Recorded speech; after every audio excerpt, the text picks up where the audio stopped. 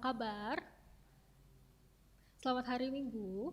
Karena pada pagi hari ini kita sukacita sekali, kita bisa berkumpul, kita bisa beribadah bersama-sama meskipun teman-teman ada di layar teman-teman masing-masing. Sebelum kita memulai ibadah, marilah kita bersaat teduh sejenak.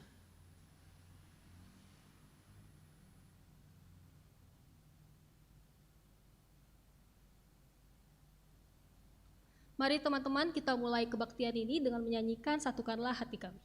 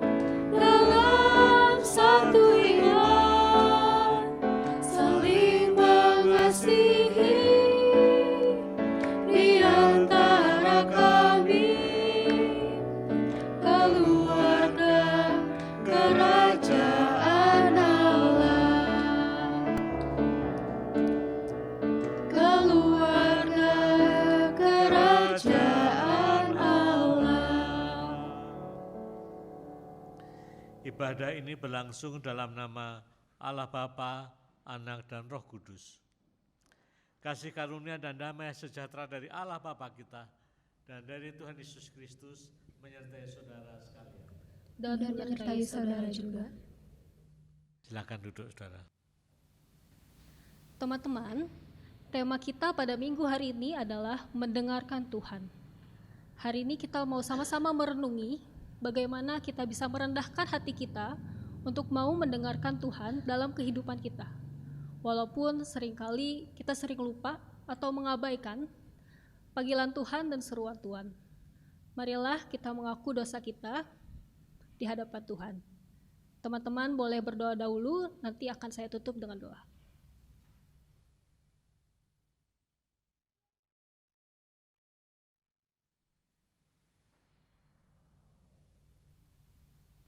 Ini kami ya Bapa, anak-anak-Mu yang datang ke hadirat-Mu, memohon ampun atas segala dosa-dosa kami.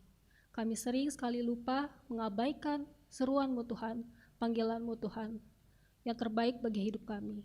Maafkan kami Tuhan, kami percaya Engkau adalah Tuhan Maha Pengasih yang mau mengampuni kami dan melindungi kami, menjaga kami dan memaafkan kami. Terima kasih Bapa. Dalam nama-Mu kami berdoa dan mengucap syukur. Amin. Berita anugerah kita diambil dari Yeremia 33 ayat 8 yang berbunyi, Aku akan mentahirkan mereka dari segala kesalahan yang mereka lakukan dengan berdosa terhadap aku, dan aku akan mengampuni segala kesalahan yang mereka lakukan dengan berdosa dan dengan memberontak terhadap aku. Marilah untuk memasuki khotbah kita menyanyikan lagu Seperti Bapa Sayang Anaknya.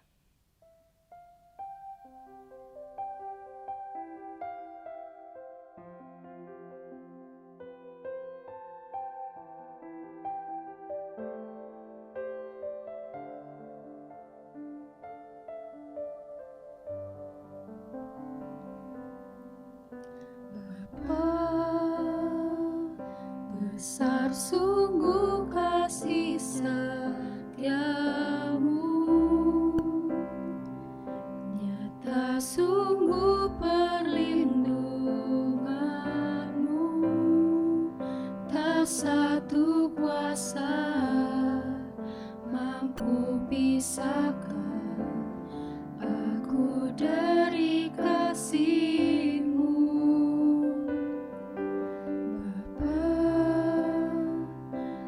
Ajarku selalu hormati-Mu, ajarku turut perintah-Mu,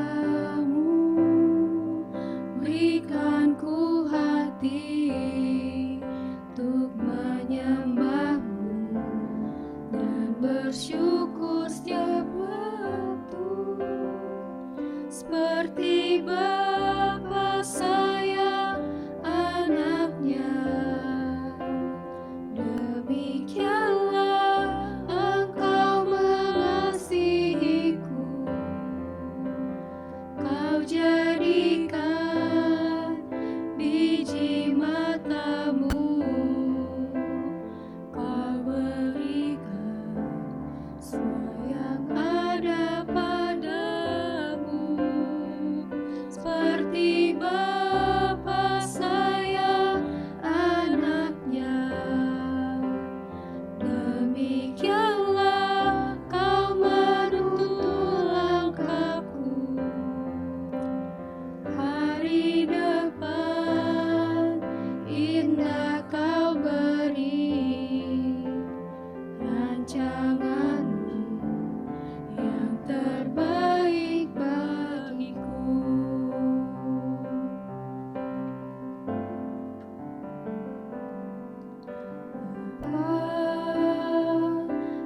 Ajarku selalu hormati-Mu,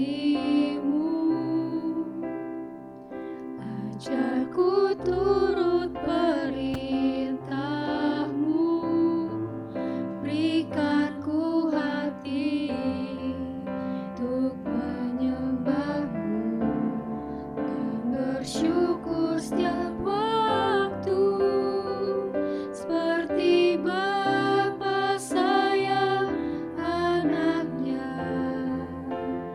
demikianlah Engkau mengasihiku. Kau jadikan biji mata-Mu, Kau berikan semua yang ada padamu, seperti Bapa sayang anaknya, demikianlah Kau menuntun langkahku. Hari depan indah Kau beri, rancangan-Mu yang terbaik bagiku.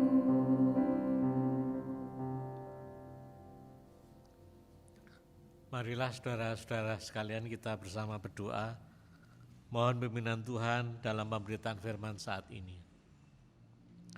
Ya Tuhan, Bapa kami dalam surga, bersyukur kepadamu kalau saat ini boleh bersama datang berbakti kepadamu.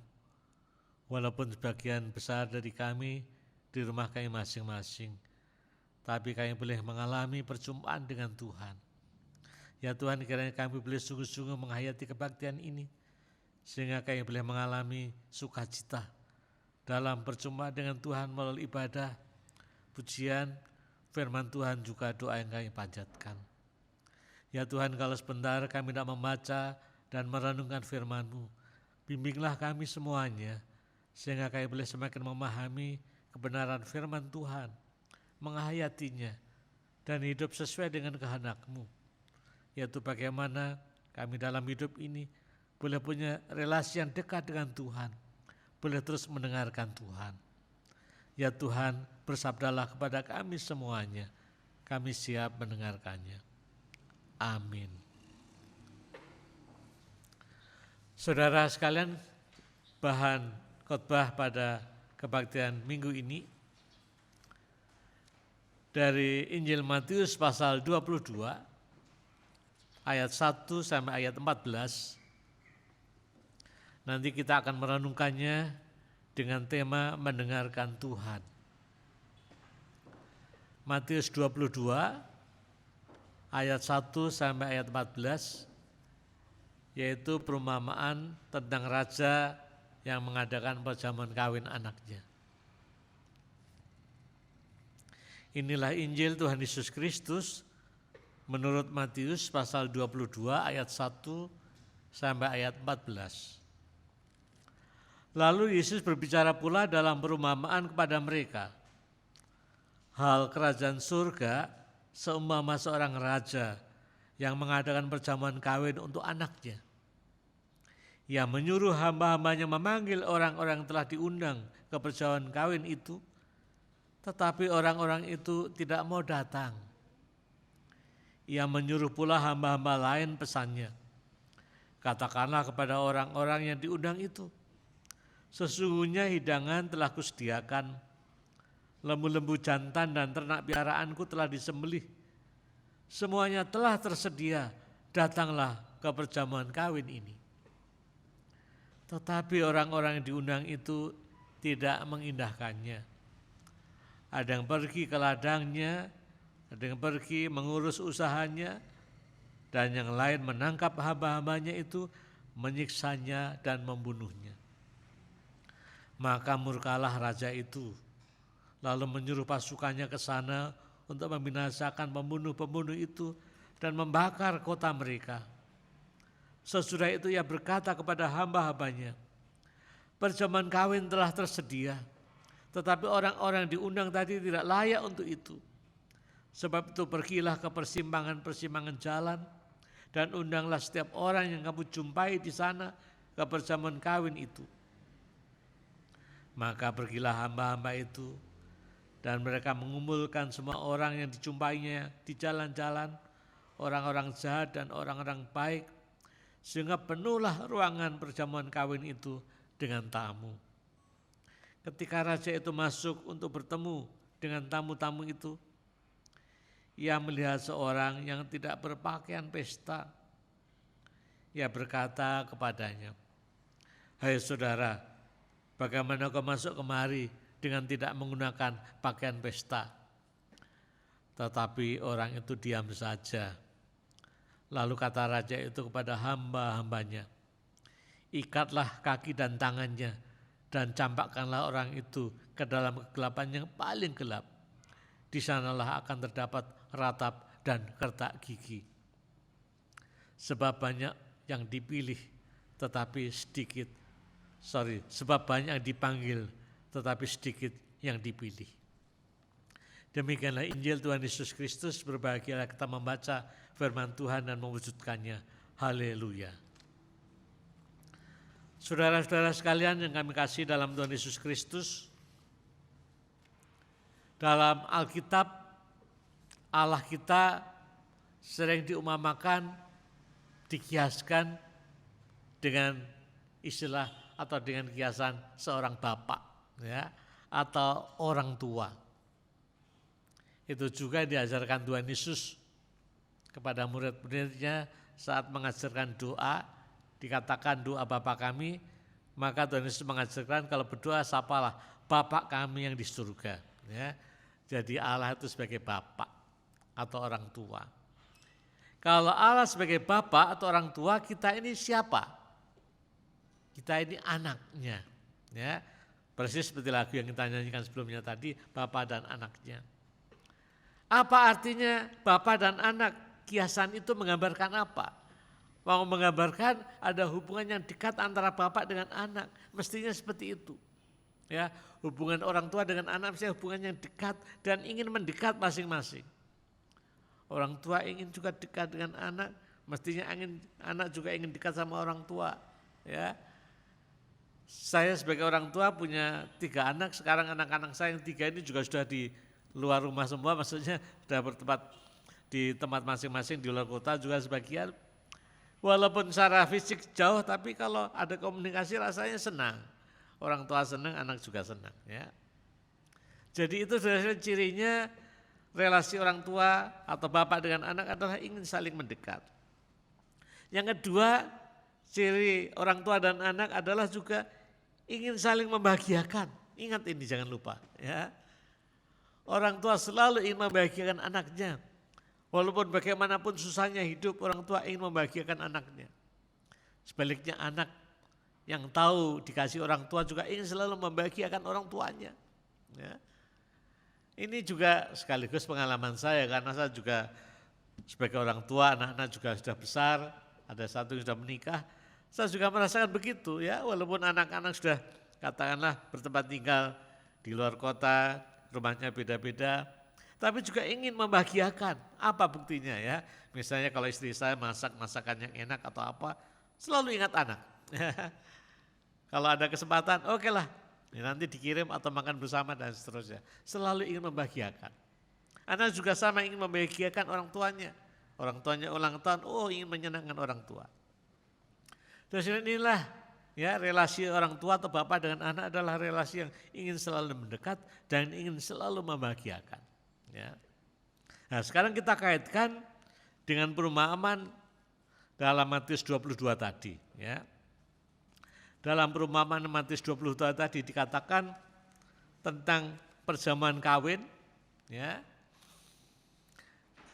yang dilaksanakan oleh seorang raja, ya. Dikatakan ada seorang raja yang mau mengadakan perjamuan kawin untuk anaknya. Itu berarti raja ini anggaplah juga bisa sebagai orang tua, ya, lalu mau mengawinkan anaknya, ya, mengadakan pesta pernikahan. Relasi anak orang tua ini juga sama dengan yang kita bayangkan tadi, seperti bapak dan anak tadi. Bahwa raja sebagai orang tua juga tentu ingin, ya, membahagiakan anaknya yang menikah itu. Maka orang tua ini mengadakan pesta, ya, bahkan dipersiapkan segala macam hal, ya, binatang-binatang yang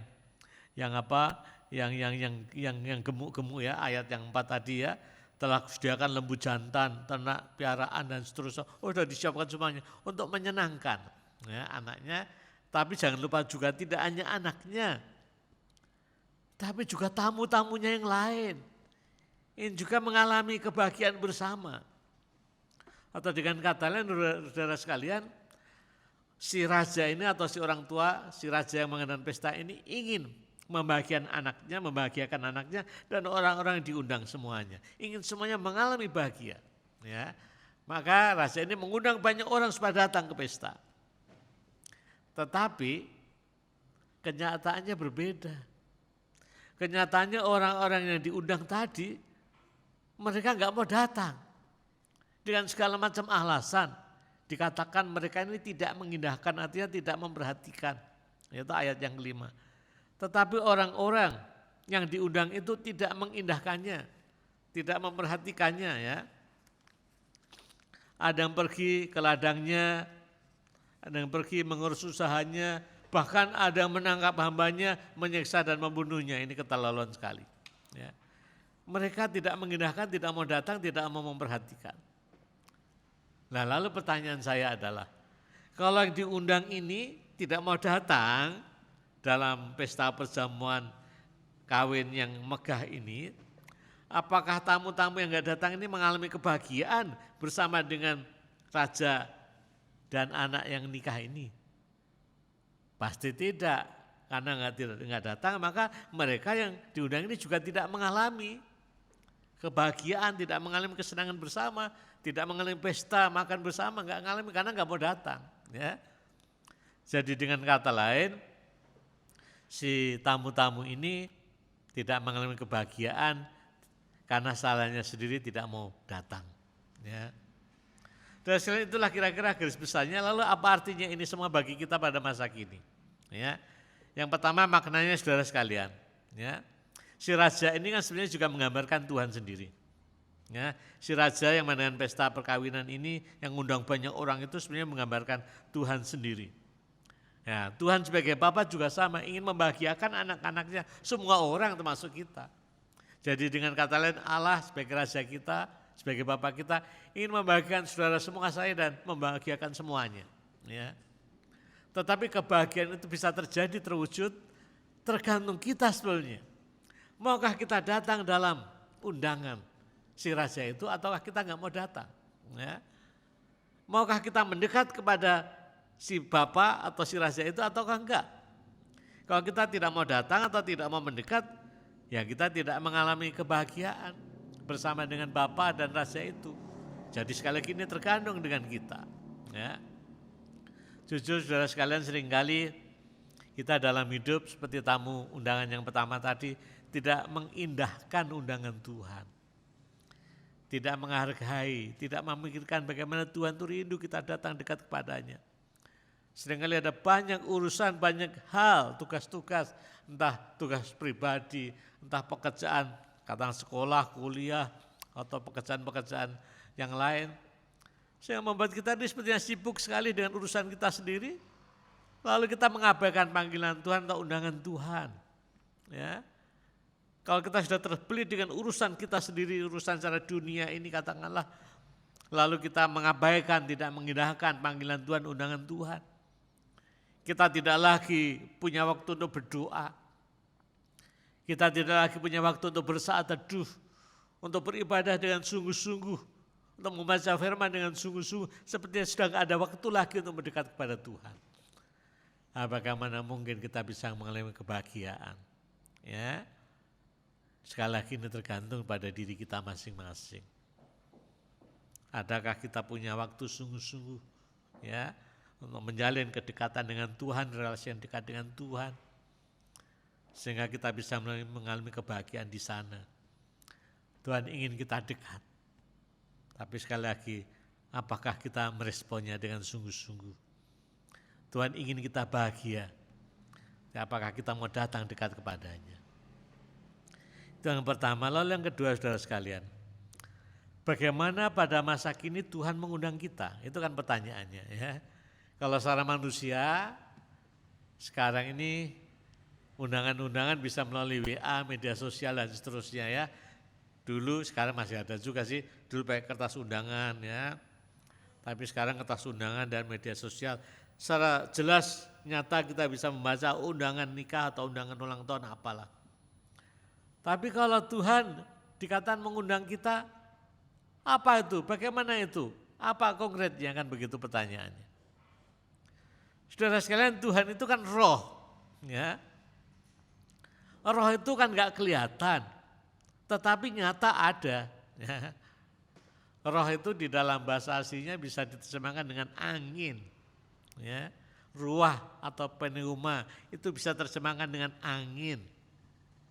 Angin itu gak kelihatan, kita gak bisa melihat angin itu mana. Tapi angin itu ada nyata. Ya, kita bisa merasakan semilir ya. Ini kalau dari jendela bisa gerak-gerak, kita tahu pasti kena angin, angin yang meniup. Walaupun kita gak bisa lihat anginnya kayak apa, tapi itu gerakan angin kan begitu. Kira-kira seperti itulah kita menghayati Allah itu memang secara mata jasmani kita gak bisa lihat. Tetapi ada. Buktinya apa? Buktinya karyanya. Pekerjaan Allah kita rasakan. Ya. Tuhan mengundang kita itu sebenarnya juga real. Tapi apakah kita bisa merasakannya? Nah sekarang bagaimana Tuhan mengundang kita secara real yang bisa kita rasakan? Oh, melalui berbagai macam cara saudara sekalian. Yang jelas melalui kebaktian seperti ini. Ya. Ini juga panggilan Tuhan pada kita, mengundang kita. Kalau zaman gereja kita masih ya, kalau remaja ini mungkin tidak terdengar, kalau di kebaktian umum masih terdengar lonceng gereja ya.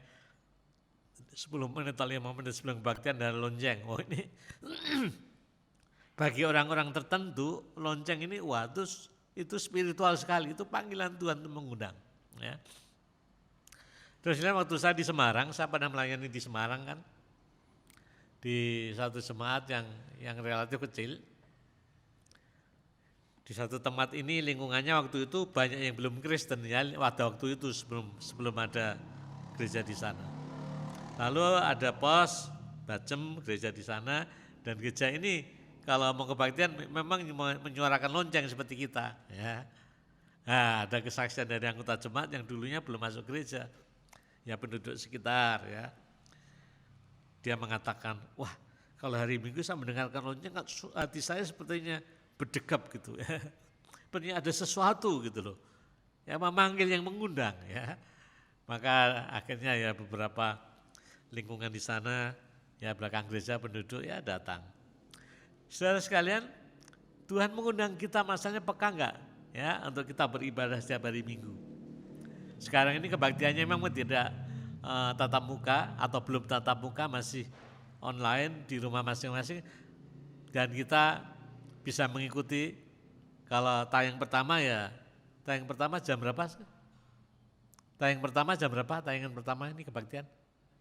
Jam 10 ya. Tapi setelah itu kan sewaktu-waktu kita juga bisa mengikuti. Ya enggak apa-apa. Tapi masalahnya adalah apakah kita mengikuti kebaktian ini ya, walaupun melalui YouTube dan seterusnya, kita menghayati itu panggilan Tuhan ini.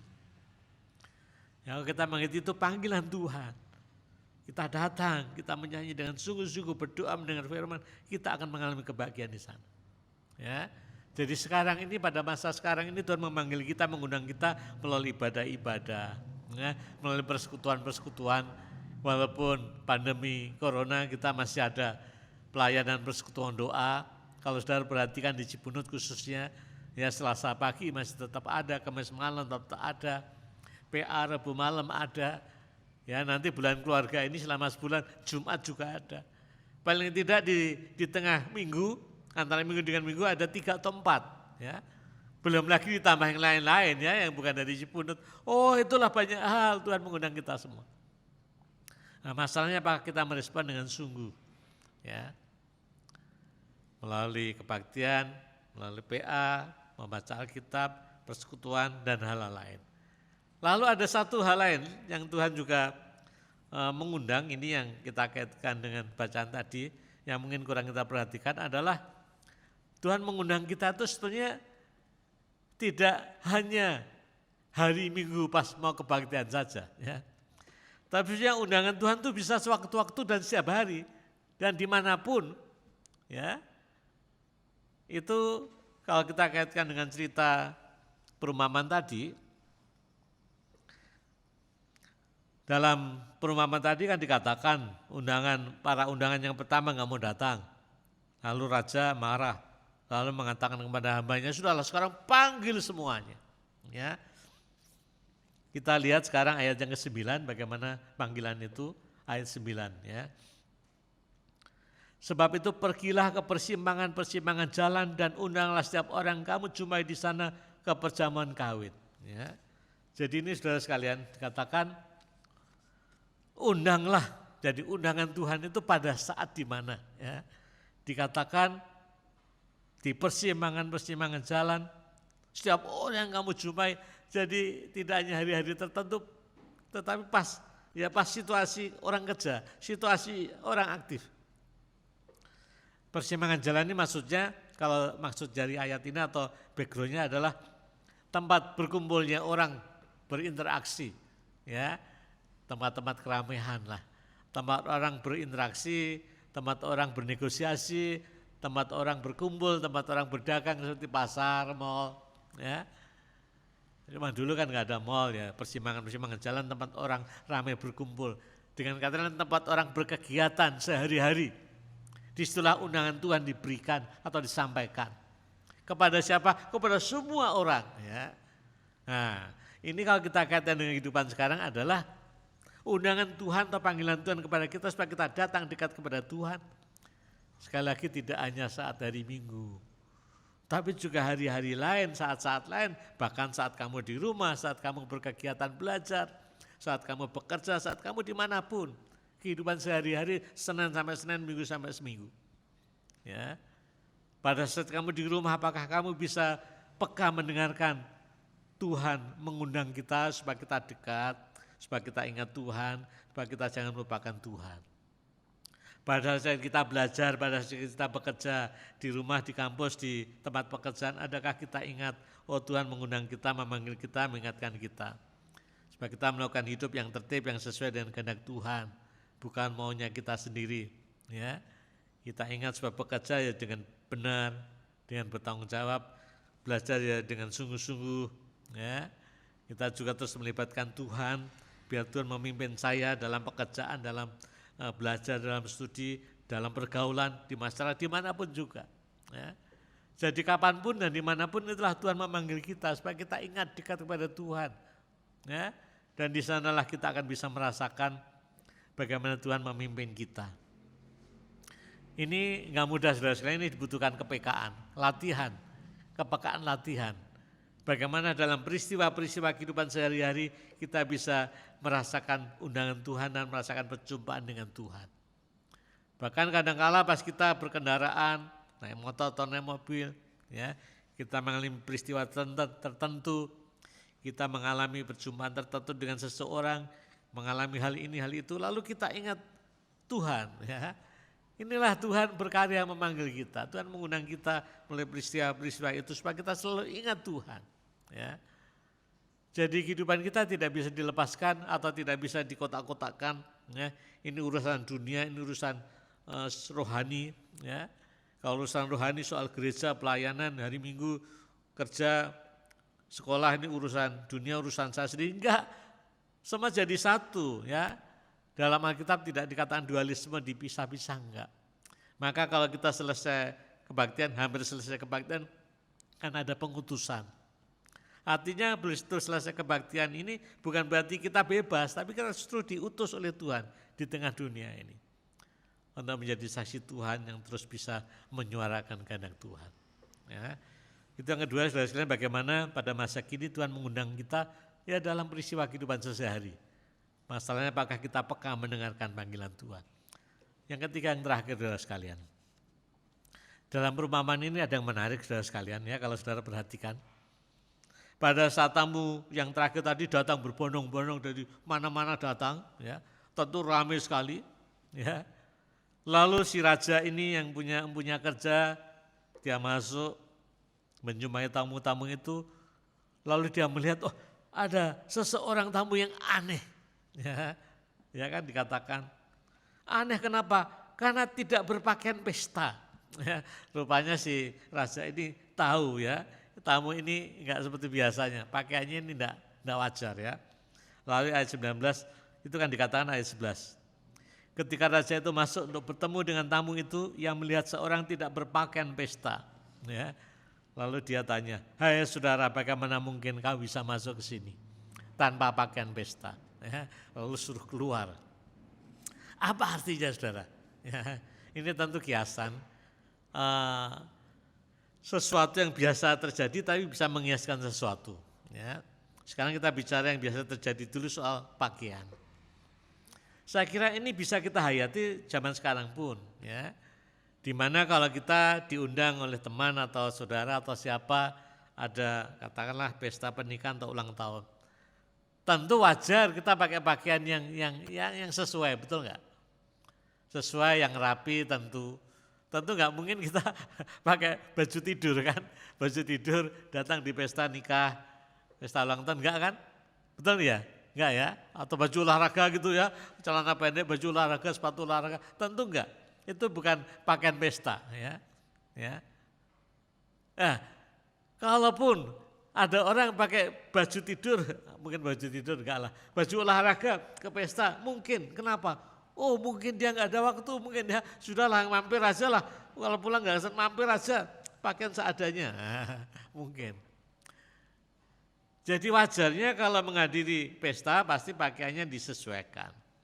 Kalau enggak, nah, itu artinya enggak ada persiapan. Nah sekarang ini maknanya ya. Maknanya pakaian pesta adalah bagaimana orang punya persiapan, kesungguhan, komitmen untuk hadir dalam undangan Tuhan itu. Ya. Sedangkan yang tidak berpakaian pesta yang tadi pakaian seadanya, atau sekarang mungkin pakaian olahraga atau pakaian tidur, itu artinya enggak memperhatikan, enggak sungguhan, enggak serius, enggak ada komitmen untuk datang dekat kepada Tuhan. Jadi saudara sekalian, kalau kita mau dekat dengan Tuhan, ya, mau merespon panggilan dan undangan Tuhan dalam ibadah, persekutuan, dalam doa, saat teduh dan seterusnya, ibadah seperti ini, kita harus menyiapkan diri intinya gitu. Ya. Pakaian pesta artinya kesiapan diri kita, tidak sambil lalu, tidak asal-asalan, tidak asal kerja, tidak kalau ingat, tapi sungguh-sungguh ada komitmen. Ya. Kita kalau buka YouTube mau kebaktian, kita punya komitmen memang sama ibadah. Bukan sekedar lihat-lihat, ya. Bukan sekedar iseng-iseng. Ya, kalau iseng-iseng beda lagi lah. Ya. Tapi kalau kita lihat ibadah ya ibadah, itu artinya ada kesiapan diri kita. Kita mengikuti pesan doa Selasa, Kamis atau PA, ya kita siapkan diri kita dengan bacaan Alkitab dengan hati kita. Ya, bukan iseng-iseng sambil lalu, bukan. Itu maksudnya. Ya, jadi maksudnya bagaimana kita dalam kehidupan sehari-hari ini, kalau kita memang ada komitmen untuk datang kepada Tuhan, mendengarkan Tuhan melalui ibadah, PA, persekutuan dan seterusnya, kita hayati dengan sungguh-sungguh, dengan komitmen yang sungguh-sungguh saya datang dekat kepada Tuhan, tidak sambil lalu asal-asalan. Ya. Saudara sekalian yang kasih dalam Tuhan Yesus Kristus, kita sudah belajar bagaimana kehidupan beriman beribadah itu bukan sekedar tahu, hafal ayat Alkitab, tapi mengalami, ya, mengalami perjumpaan dengan Tuhan, mengalami panggilan Tuhan, mengalami undangan Tuhan, dan kita meresponnya. Di sana kita akan mengalami kebahagiaan. Ya, semuanya tergantung dari kita semuanya. Apakah kita mau merespon panggilan Tuhan atau tidak? Ya, amin.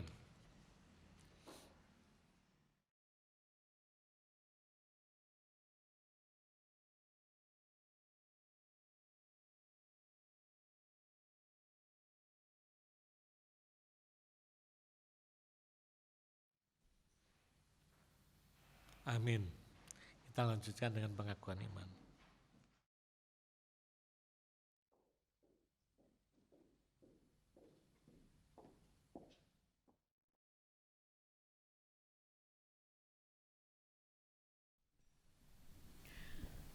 Jemaat kami undang untuk bangkit berdiri. Bersama umat Tuhan di sepanjang abad dan tempat, marilah kita mengucapkan pengakuan iman kita menurut pengakuan iman rasuli. Aku percaya kepada Allah, Bapa yang Maha Kuasa, Halik langit dan bumi, dan kepada Yesus Kristus, Anaknya yang tunggal Tuhan kita, yang dikandung dari Roh Kudus, lahir dari anak darah Maria, yang menderita sengsara di bawah pemerintahan Pontius Pilatus, disalibkan, mati dan dikuburkan, turun ke dalam kerajaan maut, pada hari yang ketiga bangkit pula dari antara orang mati, naik ke surga, duduk di sebelah kanan Allah, Bapa yang Maha Kuasa, dan dari sana Ia akan datang untuk menghakimi orang hidup dan yang mati. Aku percaya kepada Roh Kudus, gereja yang kudus dan am, persekutuan orang kudus, pengampunan dosa, kebangkitan orang mati, dan hidup kekal. Amin. Jemaat kami persilakan duduk kembali. Kita masuk dalam doa syafaat. Mari kita bersama menaikkan doa syafaat. Ya Tuhan Bapa kami dalam surga, kami bersyukur kepadamu. Kalau Tuhan ingin selalu dekat, dan kami dekat kepadamu, Tuhan dekat dengan kehidupan kami, tapi seringkali kamilah yang kurang merasakan kedekatan Tuhan dan kasih Tuhan. Tuhan berikanlah pada kami kepekaan untuk sungguh-sungguh bisa mengalami perjumpaan dengan Tuhan dalam kehidupan kami sehari-hari. Bagaimana Tuhan berkarya, memanggil, mengundang, dan kami boleh merasakan itu semuanya. Tuhan ampuni kami kalau terlalu sibuk dengan urusan kami masing-masing, sehingga kami lupa untuk menjalin relasi dengan Tuhan. Tuhan, kami berdoa dan bersyukur untuk seluruh jemaat-Mu GKI Taman Cibunut Bandung. Tuhan berkati mereka semuanya, dari anak sekolah minggu, remaja, pemuda, dewasa, orang tua. Biarlah kasih Tuhan terus menyertai mereka. Kalaupun ada pergumulan dan masalah, mungkin masalah kesehatan, masalah keluarga, masalah pekerjaan, ekonomi, kiranya boleh dihadapinya di dalam Tuhan, sehingga mereka tetap kuat dan tabah. Saya bersyukur kalau dalam kebaktian umum tadi boleh dilantik ke pengurusan komisi-komisi, termasuk Komisi Remaja Pemuda, juga BPMJ, bila Tuhan berkati mereka dalam menjalankan pelayanan mereka masing-masing. Kami juga terus berdoa, ya Tuhan, di bulan ini, bulan Oktober, bulan keluarga, ada beberapa acara yang sudah dirancang. Tuhan berkati sehingga semuanya boleh semakin membangun keharmonisan relasi keluarga di jemaat-Mu, baik orang tua, anak, suami, istri, dan sesama anggota keluarga di sana. Tuhan, saat ini kami juga terus berdoa untuk bangsa kami dalam menghadapi pandemi virus corona ini. Ya Tuhan, kami sadar tidak mudah menghadapinya karena virus yang tidak kelihatan ini. Tapi biarlah kami bersatu padu, pemerintah, tenaga kesehatan, lembaga-lembaga penelitian, juga semua lapisan masyarakat boleh mengindahkan protokol-protokol kesehatan yang ditetapkan, boleh saling menjaga diri, tidak sembrono, sehingga virus corona yang menghancurkan ini boleh kami hadapi, dan kami boleh memulai kehidupan baru yang lebih baik lagi. Berkatilah semua penelitian dan uji coba pengobatan, vaksin dan seterusnya, sehingga boleh memberikan semangat kepada umat manusia di seluruh dunia ini untuk bisa bangkit, bisa mengalahkan virus ini. Terima kasih ya Tuhan. Inilah doa kami semuanya. Kami panjatkan dalam nama Tuhan kami, Yesus Kristus. Amin.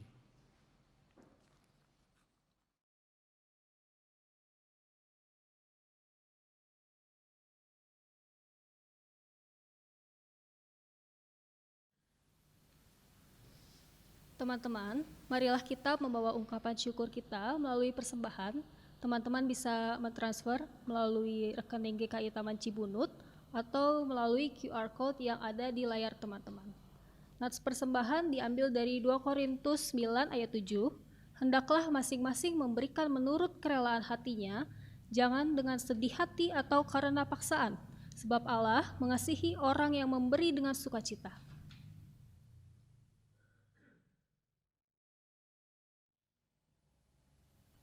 Marilah kita berdoa. Bapa, terima kasih karena Engkau begitu baik kepada kami. Inilah sedikit dari persembahan kami Bapa, semoga boleh berkenan menurut-Mu Tuhan, boleh berkenan untuk gereja dan pembangunannya, dan juga untuk sesama. Terima kasih Bapa, dalam nama Tuhan Yesus kami berdoa.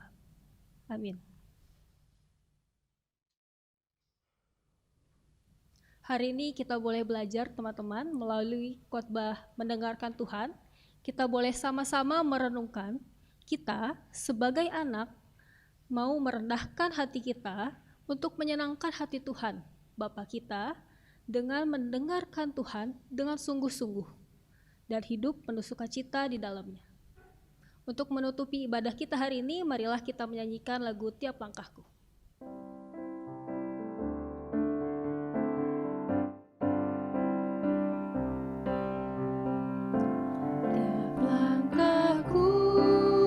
Di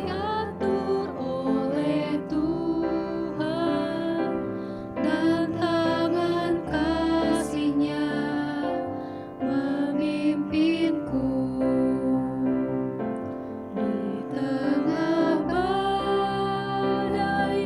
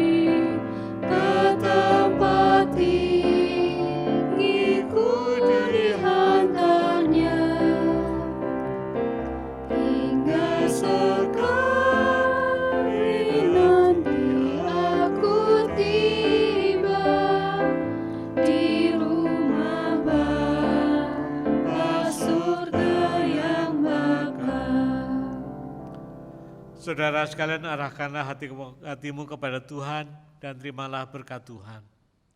Tuhan memberkati engkau dan melindungi engkau. Tuhan menyinari engkau dengan wajah-Nya dan memberi engkau kasih karunia. Tuhan menghadapkan wajah-Nya kepadamu dan memberi engkau damai sejahtera. Amin.